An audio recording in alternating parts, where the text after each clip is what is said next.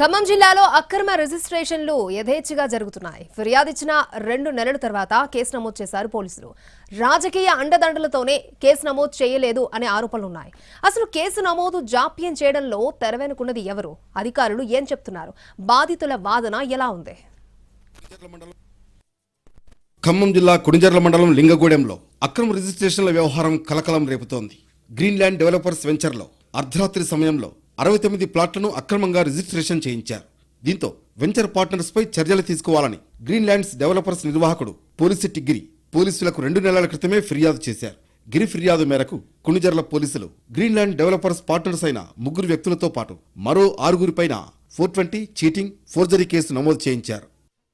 అయితే లింగగూడెం గ్రామ రెవెన్యూ పరిధిలో స్థలాలు కొనుగోలు చేసిన లబ్ధిదారుల రిజిస్ట్రేషన్లు ఆగిపోయాయి. అప్పట్లో సంస్థ డైరెక్టర్ పోలిశెట్టి గిరి పేరుతో భాగస్వాములు జీపీ పట్టా చేసి కొంతమంది లబ్ధిదారులకు రిజిస్ట్రేషన్లు చేయించారు. అనంతరం గ్రీన్లాండ్ డెవలపర్స్ సంస్థ నిర్వాహకులకు మధ్య వివాదాల కారణంగా రిజిస్ట్రేషన్లు ఆగిపోయాయి. ఇక ఇటీవల కాలంలో సంస్థలో ఉన్న డెవలపర్స్లోని 3 పార్ట్నర్స్ మంకెన రాము, ముళ్ల కిషోర్, కర్ణాటి శరత్ ఆ భూములు తమ పేరుతో ఉన్నాయని పోలీసులకు ఫిర్యాదు చేశారు.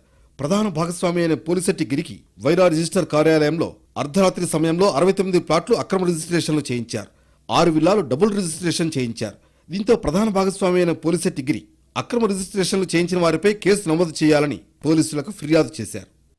ఇక ఈ కేసు విచారణ చేపట్టిన వైరా, కుణిజర్ల పోలీసులు 9 మందిపై చీటింగ్తో పాటు ఫోర్జరీ కేసు నమోదు చేశారు.